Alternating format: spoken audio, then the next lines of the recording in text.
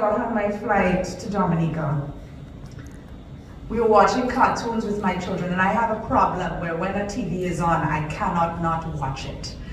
But my husband, who was annoyed, decided he was going to get my attention by saying, we should get rid of this gender thing.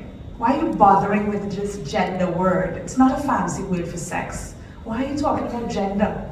So I got in my feelings and I had to explain to him. I pontificated about the Beijing Platform for Action, the Convention on the Elimination of All Forms of Discrimination Against Women. He was not moved. I got on the flight and I started to go back to one of the original OGs from the Caribbean, Arthur Lewis. I said, I'm going to read this theory of economic policy and I'm going to get my argument, and I think I have it. He will let me know by the end if when I go back to Barbados, he's a lawyer, he's a litigator, so I have to have a good argument so he can let me know.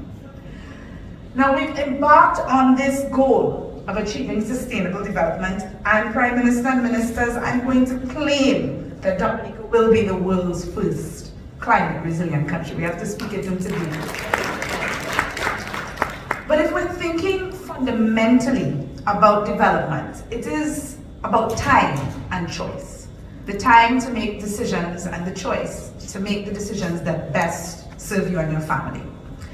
Choice because you also have resources, finances, and the skill set to make informed decisions.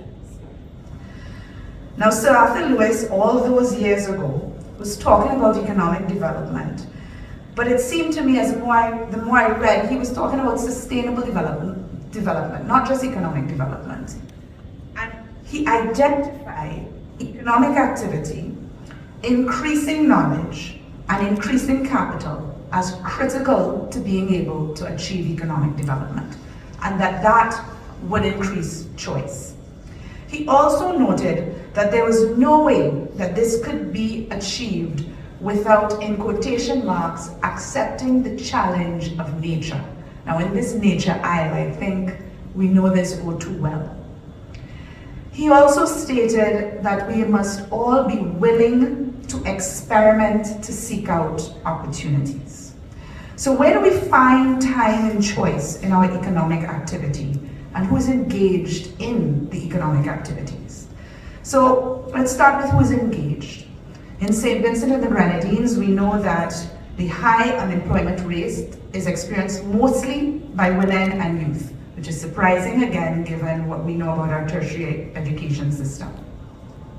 Grenada reported in its voluntary national review that it too is challenged by a relatively high youth unemployment rate, also a high rate among women. This too was the case for Dominica. In a UN Women study on labor force participation, we had 6 countries across the Caribbean that noted that even though women were better educated than men, the economy was still not taking full advantage of the available human resources because women were not reaping the benefits of their education. In St. Lucia, that meant that 53% of working age women, only 53%, were employed. Now, a key area of vulnerability, which was also noted in the voluntary national review of Dominica, is that the pandemic in particular exploits weaknesses that already exist. And while our informality is an incredible source of our innovation and creativity, it becomes a challenge when we have natural hazards, whether they be a COVID-19 pandemic or a tropical storm or a hurricane.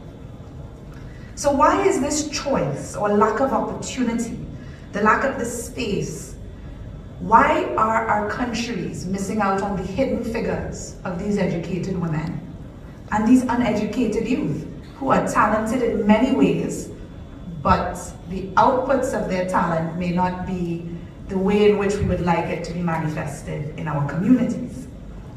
Social protection programs are one way in which countries have been trying to address this.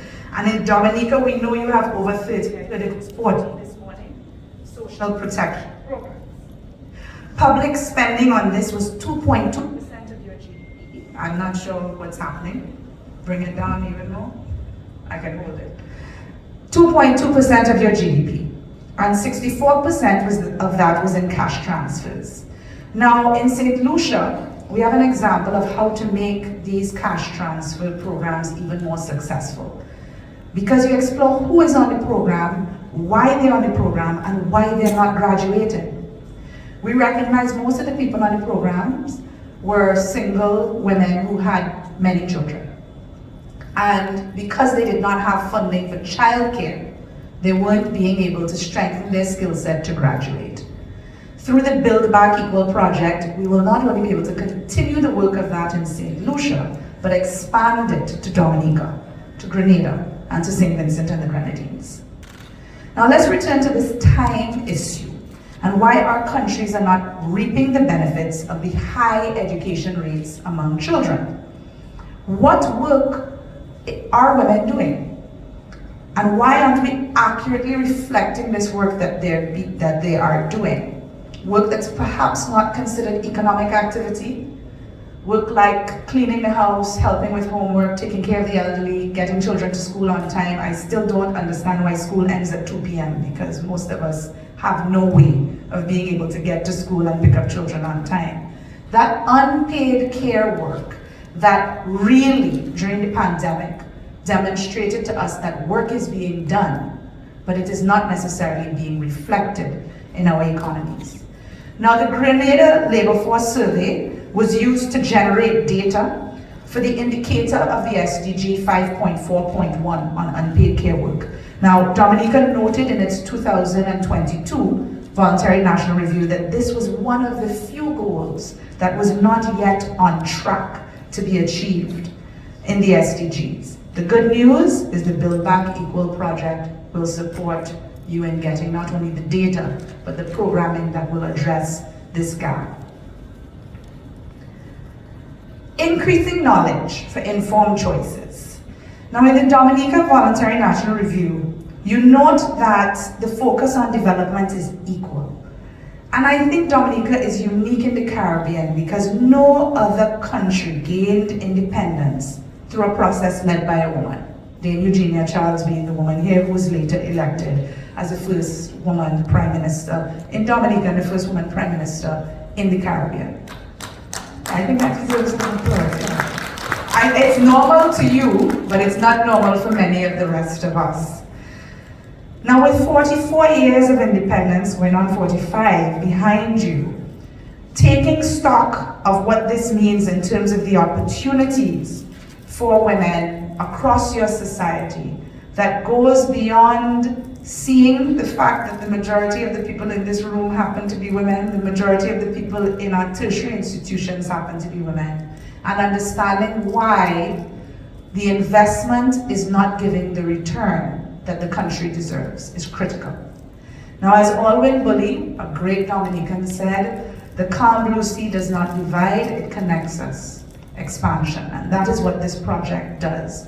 While our stories are unique and nuanced, we are connected in many ways, and through this project we will be able to continue to grow and learn from one another. Now, in the Caribbean, women-owned businesses, we said it again for one of the ministers, 8% of those persons in the formal economy who are business owners are women. Of that 8%, 1% has over 5 employees. So what you're looking at is the majority of persons really managing themselves. In the case of a natural hazard, where is the sustainability? Where's the climate resilient in that? For many of our young people, they too are not getting the business skills they need to be able to thrive. This project will be able to support that. And not only that, increased capital. We need to thank the Government of Canada for an investment of 10 million Canadian dollars to do this work. But the private sector is also on board. And soon we will be launching in each of the countries a new private sector entity that will be giving loans to gender-responsive businesses. And these businesses don't need to be businesses owned by women. They need to be businesses that have products that serve equality, that have employees that serve equality. So we're excited that private sector is key. We know they're key to increasing capital, and we also know that they are key to having more capital in our region. Now, I humbly propose to Sir Arthur Lewis, dignity is one of the last aspects of this work. There are too many fantastic Dominican women who are not getting a chance to live out their potential because of a conflict in a relationship that is not effectively solved and they lose their lives. This project allows for support before that happens. Referral pathways that work. That's what we need to be able to do.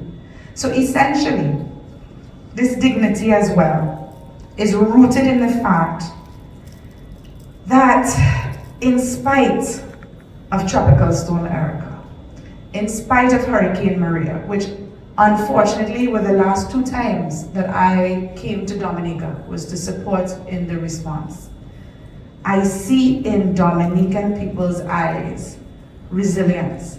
When I ask how has it been, there's still a bit of sadness, but there's that resilience because you have survived and hopefully will continue to thrive. I know our Grenadian sisters and brothers knew that after Ivan, and we hope we don't have to talk about it after. We know La Soufrière and St. Vincent caused the same, but we really don't want any more. So essentially this project is about partnership and collaboration between governments, across governments, the private sector, development partners. We are here for you. And some of you may or may not have noticed, I used the word gender once. And I had to use it, as I told my husband, because there is a moment when we're talking not about biology, but about the expectations around that biology that inform our policies and decision making. So gender is an important word.